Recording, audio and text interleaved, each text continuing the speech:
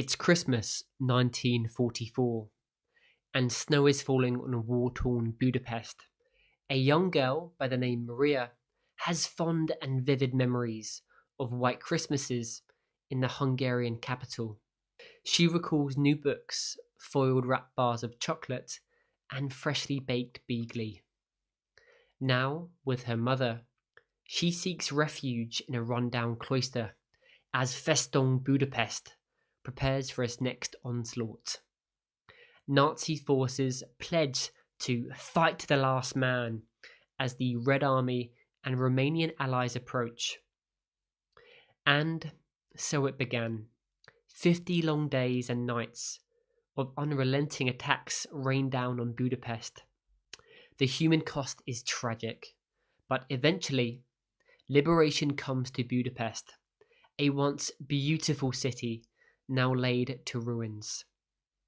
Maria, her mother, and her fellow compatriots are, at long last, free from Hitler's regime.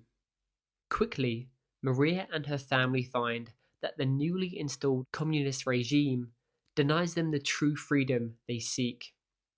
Thousands of people, Maria's family included, are dispatched to labour camps where many die from hunger, cold, disease, and ill treatment.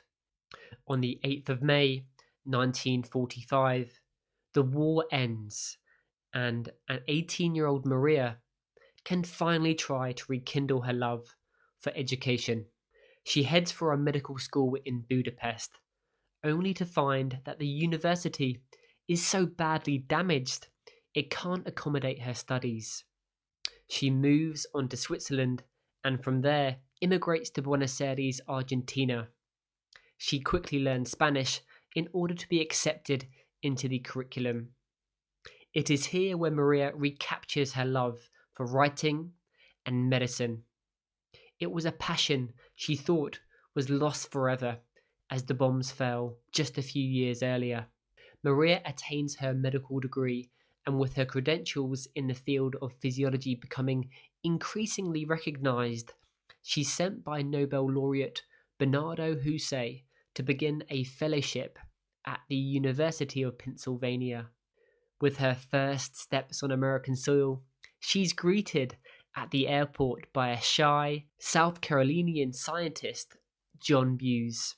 They fall in love and return to Charleston, South Carolina, and become the first two endocrinologists in the state to hold research positions.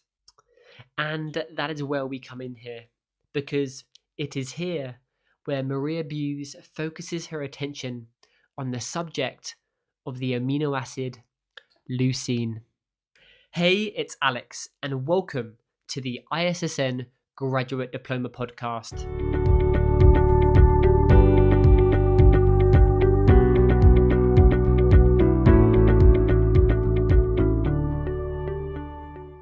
Today, I'm providing a research review on the study Leucine Metabolites Do Not Enhance Training-Induced Performance or Muscle Thickness by Teixeira and colleagues in 2018.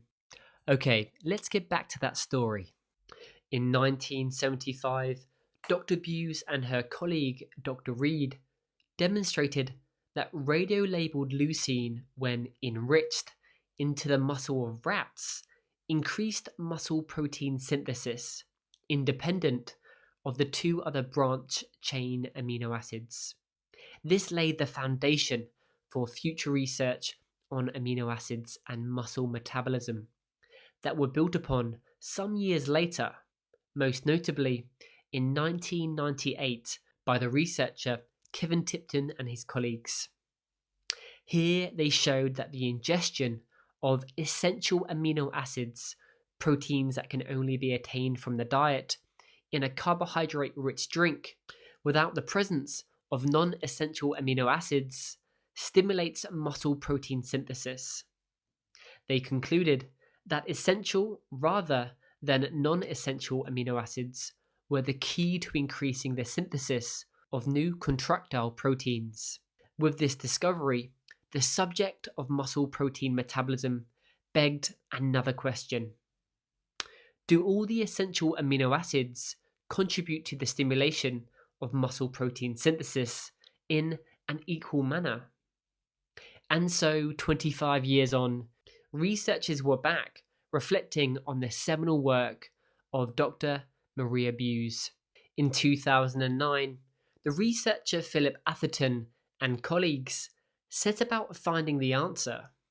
They investigated the effects of each individual amino acid and its respective impact on anabolic signaling by using the delicate technique of immunoblotting.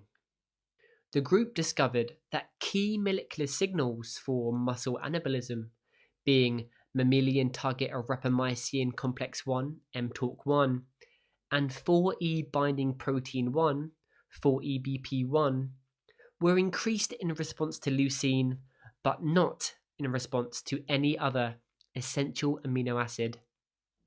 In addition, the important signal of phosphorylation of ribosomal S6 kinase was increased by the stimulation of all essential amino acids, with the exceptions of isoleucine and valine, but 3 times more so with leucine enrichment compared to the other essential amino acids. With this and many other published papers demonstrating similar anabolic effects of leucine, this protein became chief among the essential amino acids for increasing muscle protein synthesis. When ingested, leucine is broken down into alfa-hydroxy-isocaproic acid, α-HICA, and beta-hydroxy-beta methylbutyrate, HMB, with both being suggested to offer anabolic benefits.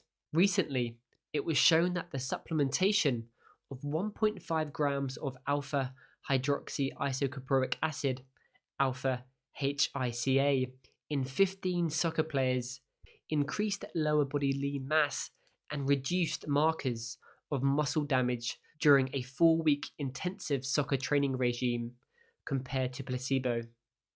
This was apparent despite players consuming sufficient protein to maximize anabolism.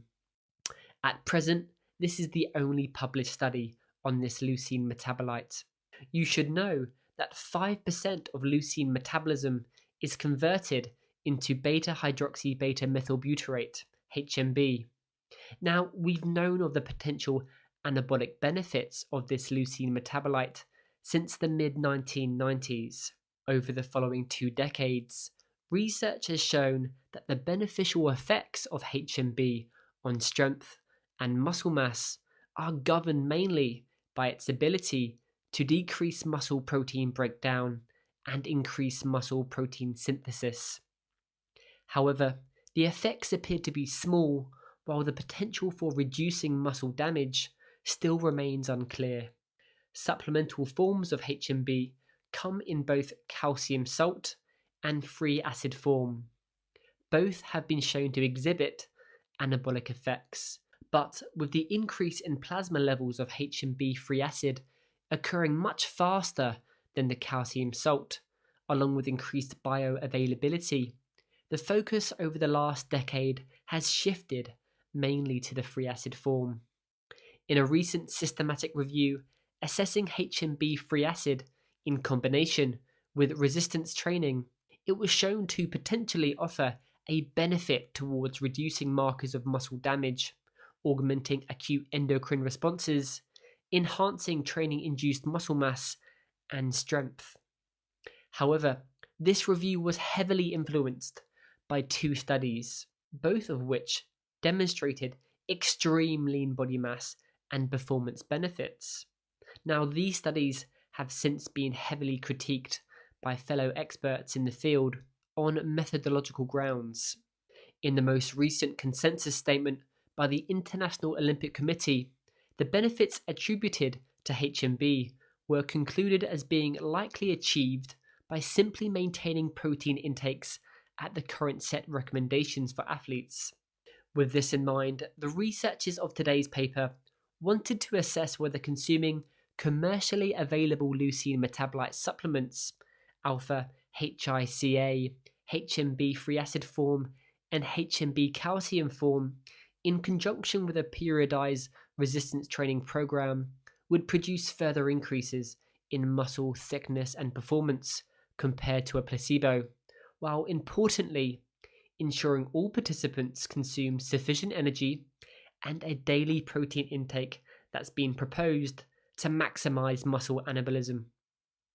Now, let's take a look at the study. This was a double-blind, randomized controlled trial. This means that neither the researchers and subjects knew which leucine derivative or placebo they were taking. The subjects were randomized but matched for grip strength, age, and fat-free mass. 40 previously resistance trained men were assessed in this study. All subjects had to be equal to or less than 25% body fat and were only allowed to consume a multivitamin and a protein supplement. The participants consumed either 3 times 500 milligrams of alpha-HICA, 3 times 1 gram of HMB free acid or HMB calcium, or placebo, with each of these supplements containing a certificate of analysis to ensure the supplements accurately reflected what was stated on the package. With the assistance of a registered dietitian, all subjects were advised to consume at least 45 calories per kilogram of fat-free mass to ensure energy balance, and a minimum of 1.6 grams per kilogram of the subject's body weight of protein per day to promote optimal muscle growth throughout the experiment. The participants were programmed 3 times whole body resistance training sessions per week for 8 weeks, with sets being pushed to concentric muscle failure and supervised by an experienced strength and conditioning coach. Muscle thickness was gauged by using a B-mode ultrasound device, whereby ultra-high frequency sound waves impede the localized tissues. Through the reflection, absorption, and scattering of these waves, an image estimating muscle thickness was produced. This measurement was gauged at the thigh of each participant. Muscle strength was assessed using grip strength and 1 repetition maximum of the back squat and bench press. Muscle power was assessed using a supra-maximal cycling test, with the researchers requesting the subjects pedal as fast as possible for 30 seconds. Counter movement jump was also used as a second measure for power output. Finally, blood markers for the measurements of growth hormone, total testosterone, insulin-like growth factor, cortisol, and creatine kinase were taken. All of the aforementioned assessments were conducted at baseline, week 4, and week 8. Okay, let's peel back the results. Muscle thickness increased in the anterior segment of the thigh by 8, 6, 9, and 8%, and the central segment of the thigh by 3, 4, 6, and 8% from baseline to week 4 in the alpha-HICA, HMB free acid form, and HMB calcium form, and placebo, with no differences between groups regarding changes from baseline to the end of the experiment. All muscle strength and power outcomes by week 8 increased in all groups, apart from Wingate peak power, which maintained in all groups, but there was no difference in any of the performance assessments between groups. Creatine kinase, insulin growth factor 1, cortisol, growth hormone increased in all groups from baseline to week 4, with no difference from week 4 to week 8 between groups. There was no change in testosterone in any of the groups. All participants were reported to be in a positive energy balance and consuming high protein diets, with the consumption of 3.1 grams per kilogram of the subject's body weight per day. So, how should we think about this study? Well, there are a number of strengths to this study. First, I like how the researchers used off-the-shelf, batch-tested supplements. It provides a pragmatic element to the research, as these are practices we all adhere to when looking to attain supplements. Such a method allows for no interference in the design from the supplement manufacturers either. Second, For an 8-week study design, assessing 40 previous resistance-trained subjects was a good subject size.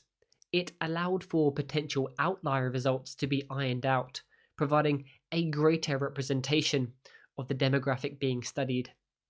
Third, the subjects were all consuming high-protein diets above the recommended targets that maximize resistance training-induced increases in skeletal muscle. Thus, it provides a pragmatic lens to see whether supplementing with an additional leucine metabolite will positively augment body composition or muscular performance above dietary practices that are commonly implemented by those who resistance train. Now, some of you listening may be skeptical with the ultrasound device as a measure for estimating skeletal muscle hypertrophy. However, this method has grown in its validation as a reliable surrogate measure, with previous research groups showing that estimates made via ultrasound correlate well with more established measures such as magnetic resonance imaging (MRI). Due to the sensitivity of using an ultrasound device, it's important to ensure measurements are taken by the same skilled technician, also ensuring that the participants' food, fluid, and exercise are controlled for before the measurement. The authors of this paper made sure these potential limitations were addressed. Okay, so much for the strengths. Let's discuss the limitations of this study. Now, despite being a randomized, double-blinded, placebo-controlled design, which we consider to be the gold standard, this wasn't exactly double-blinded or entirely placebo-controlled. Due to the researchers using off-the-shelf supplements, the participants were aware they were consuming a leucine metabolite, along with the supplement forms being visually different, thus rendering the placebo treatment not being identical in form. With the subjects knowing they were consuming a leucine metabolite supplement, this could also cause an anticipatory effect issue. For instance, previous, albeit dubious research has shown steroid-like gains with the leucine metabolite HMB. This research I'll touch on in a moment. With this understanding, a subject from the study could easily Google leucine metabolites and stumble upon the plethora of articles extolling the potential steroid-like benefits that have been found when using HMB. Such knowledge could have influenced the performance effects simply through a psychological expectation. A classic study by Ariel and colleagues in 1972 offers a nice example of this. The researchers told 15 resistance-trained men that those who showed the greatest performance improvements in the first phase of their strength training would then be prescribed 10 milligrams per day of dianabol for the latter phase of their training. Now, after the first phase, the 6 best performers were then prescribed what they thought was anabolic steroids, but rather it was a daily placebo pill.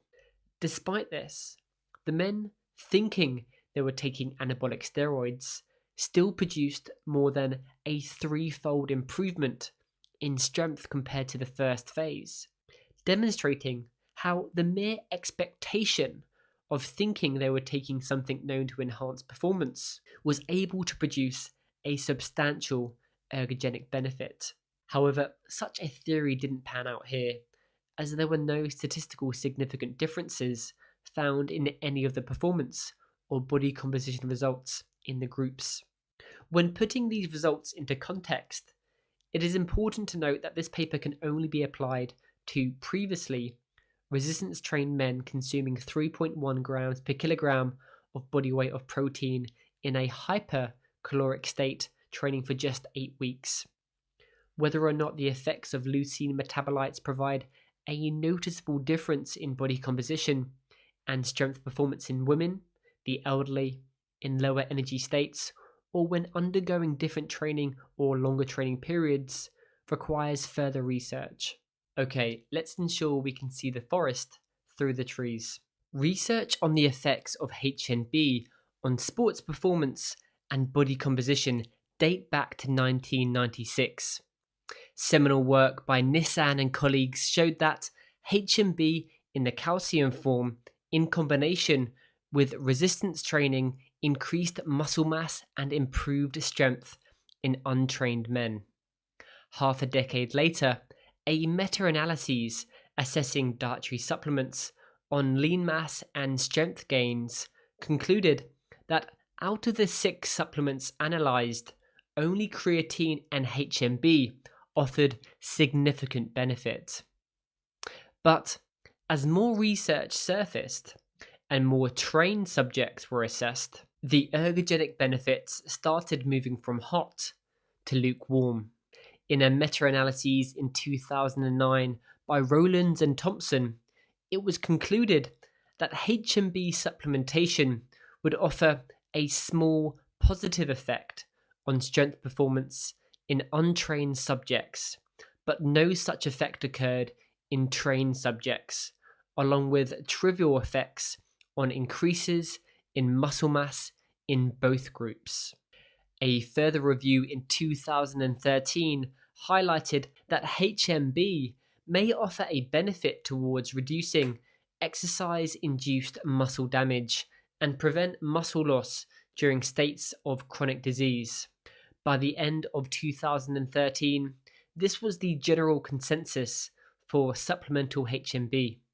Just 1 year later, this consensus changed, with a new form of HMB available, being the free acid form, a substance that offered quicker plasma uptake and increased bioavailability.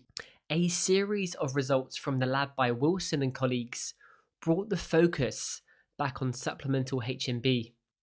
Their findings knocked almost all former positive results on body composition and performance out of the park.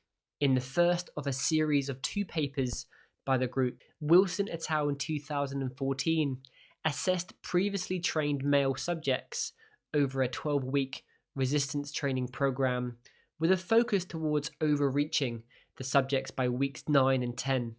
The experimental group received 1 gram of HMB administered 3 times throughout the day.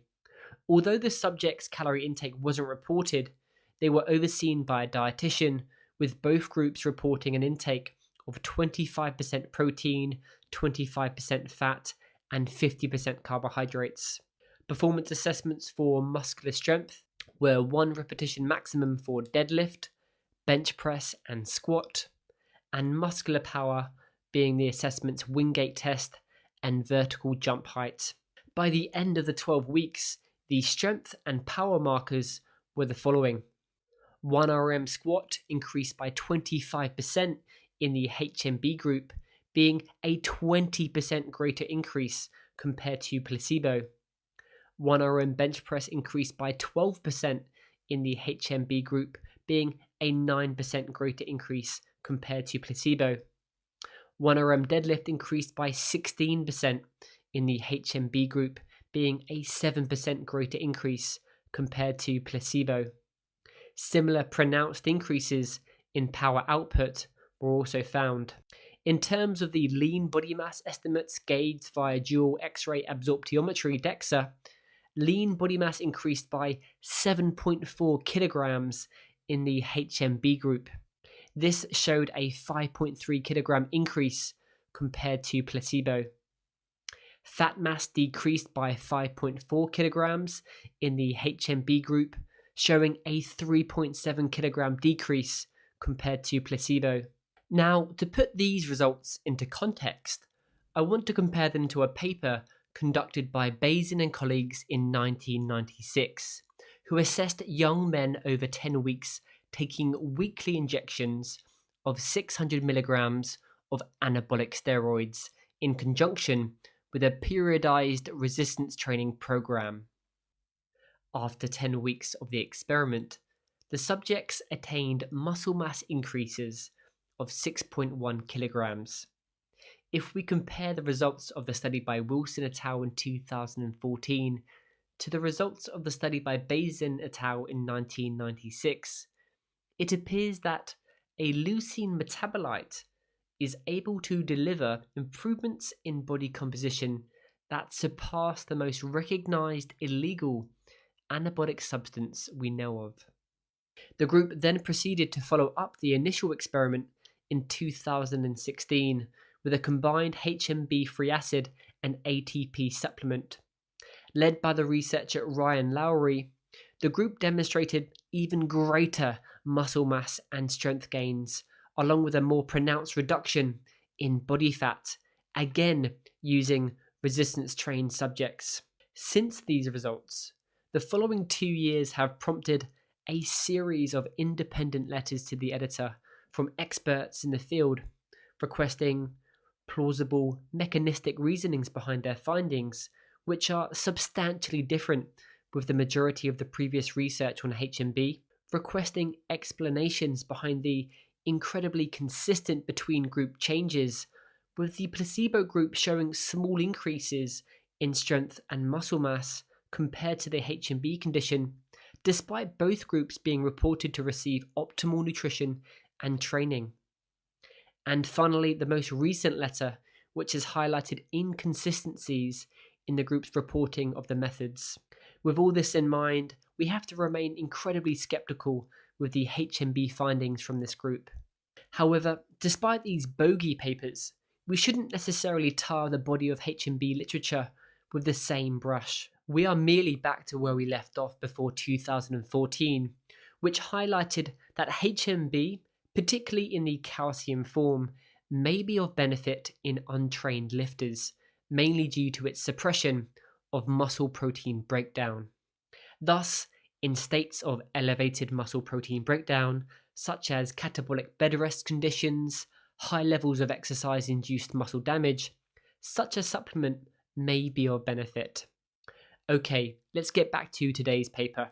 The negligible findings of HMB in the calcium form in this study are in alignment with the concluding remarks of the 2009 meta-analyses on HMB on trained athletes, whereby the effects of strength gains and body composition were highlighted as being trivial. In the most recent meta-analyses by Sanchez Martinez and colleagues in 2017 on HMB, in which 6 studies were assessed, it was shown that HMB supplementation had no effect on strength and body composition in trained and competitive athletes. In the recent systematic review on the effects of HMB in the free acid form in conjunction with resistance training, the authors proposed that supplementation may offer benefit for training-induced increases in muscle mass and strength.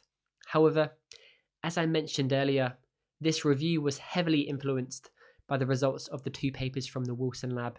At present, there is just one published study assessing the effects of alpha-HICA on body composition and training-induced markers of muscle damage in male soccer players, which is in contrast to the results found in this study.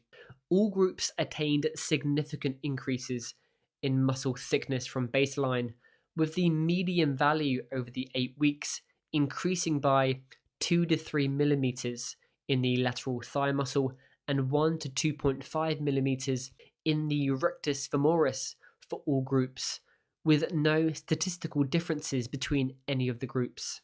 This indicated that there was no superior anabolic benefit to any of the leucine metabolites in the presence of an already high protein, energy sufficient diet.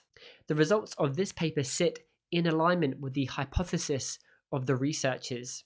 If we take into consideration what we know regarding muscle protein metabolism and the previous research on the lack of a performance benefit of a leucine metabolite in trained lifters, then the results of this paper make sense. For instance, since 2011, we've known that HMB and leucine offer similar effects on increasing muscle protein synthesis. Wilkinson and colleagues showed that 3.42 grams of HMB compared to 3.42 grams of leucine increased muscle protein synthesis by roughly 70% in the HMB condition and roughly 110% in the leucine condition. In addition, muscle protein breakdown was measured solely in the HMB condition, which demonstrated a 57% reduction in an insulin-independent manner. But if you recall in my previous podcast episode on how much protein can the body use in a single meal for muscle hypertrophy, you'd know that muscle protein synthesis plays the dominant role for increasing muscle anabolism, rather than muscle protein breakdown. Thus, with 3.1 grams of protein consumed by the participants, which is above the recommendations of 1.6 to 2.2 grams to maximize daily rates of muscle protein synthesis, then it makes sense for leucine metabolites to not yield a further benefit on increasing muscle mass. Okay, so what should you take from this study? First, in trained lifters, supplementation of HMB in the calcium form will unlikely achieve further body composition or performance benefits. We need more research to establish the effects of the free acid form of HMB and alfa-HICA, but it's likely the effects will be similar. Second, in untrained lifters, supplementation of leucine metabolites may offer an ergogenic benefit via their ability to suppress muscle protein breakdown and, as a result, aid in the early phases of recovery from training that result in higher rates of exercise-induced muscle damage. However, again, this is a debated topic, as an elevation in muscle protein breakdown is an important process for recovery to ensure the removal of damaged proteins. Finally, in the presence of a high-protein hypochloric state, supplementation of the leucine metabolites alpha-HICA, HMB in the free acid form, HMB in the calcium form, don't appear to offer any further benefit for augmenting muscle hypertrophy. Okay, that's all from me in this episode. Before I go, I'd like to thank the key researchers from this excellent paper: Felipe Teixeira, Catarina Matias, Cristina Montero, and Maria Valamanto.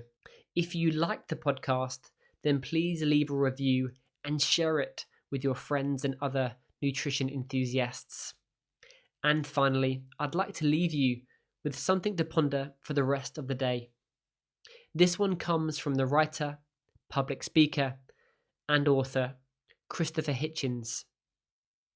The essence of the independent mind lies not in what it thinks, but in how it thinks. When was the last time you reflected on your thought process when taking on board advice? Are you critically evaluating the advice you are receiving, or are you blindly absorbing it? Considered critical analysis of the information we receive doesn't happen automatically for many of us, nor is it encouraged to be developed and refined as we grow up. Critical thinking is a skill that requires time, self-discipline, humility, and continual self-reflection. Thinking, if left to its own devices, is biased, partial, and layered in prejudice. Thus, when we consider taking on board advice, we can sometimes fall folly to a host of logical fallacies. For instance, taking on board advice, particularly from somebody we deem more successful than ourselves, or regarded as an authority figure in a field we are not well versed in, can have us parting company with our critical thinking skills. However, blindly obeying advice without critically evaluating it will only lead you to walking in the sunken footprints of someone else's life. Embrace advice, but you have to see advice as nothing more than ideas, and you have to treat them like how a scientist would entertain any idea, by exploring them skeptically, unshackled by where they came from, in a bid to find the truth that aligns to your personal values. Always be open to ideas and concepts, but equally have the self-discipline and consciousness to challenge them critically. Okay, that's all from me today.